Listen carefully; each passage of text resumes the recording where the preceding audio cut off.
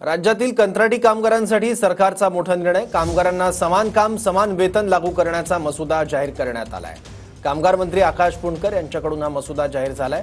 2 महिन्यात सूचना आणि हरकती सादर करू असं आकाश पुंडकर म्हणाले।